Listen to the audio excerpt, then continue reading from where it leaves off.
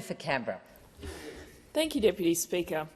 And I'm really pleased to have the opportunity today to speak in this matter of public importance and highlight the Albanese Labor government's achievements in protecting our environment and combating climate change, because these are critically important issues and things that I've been so proud of the action we've taken since coming to government. The achievements that demonstrate our commitment to leaving Australia and the world in a better state for future generations than when we came into government.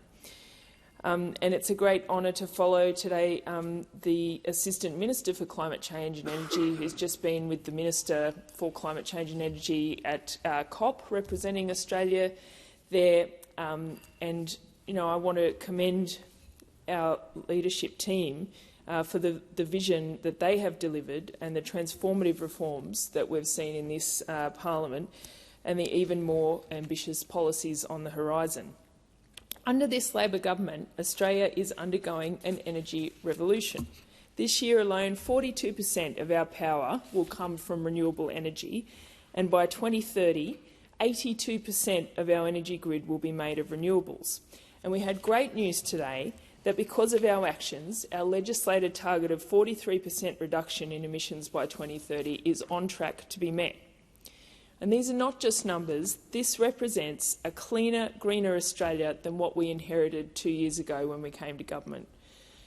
And well, I might say, for the Greens and others, it's politically convenient to make out that we are not having these achievements as a government, to downplay what we have achieved coming to government after 10 years of complete inaction from the coalition, who, as the member for Brisbane said, we're not even sure if they actually believe in climate change or not. But it suits them to make out that we're not doing enough when we are delivering incredibly ambitious action on climate change, and we are actually getting it done. And it actually requires governments to do that. It's not about giving speeches. It's not about just what you say. You have to actually have a plan to deliver these things, and you have to work to get it done. And that's what we have been doing since coming to government in 2022. And I am very proud of what we have so far achieved.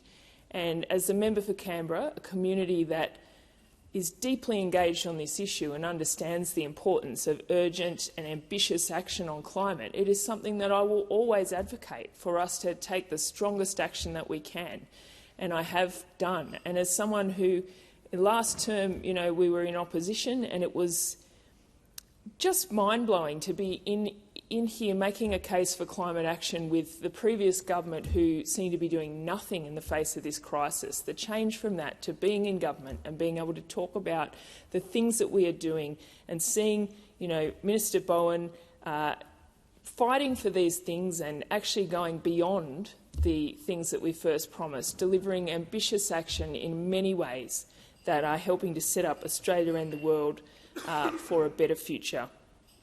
So under this government, 65 renewable energy projects have been greenlit in just over 2 years, and that is enough power to run 7 million homes.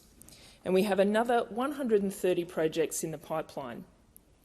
Deputy Speaker, this government is not just talking about climate action. We are taking decisive steps to protect our environment.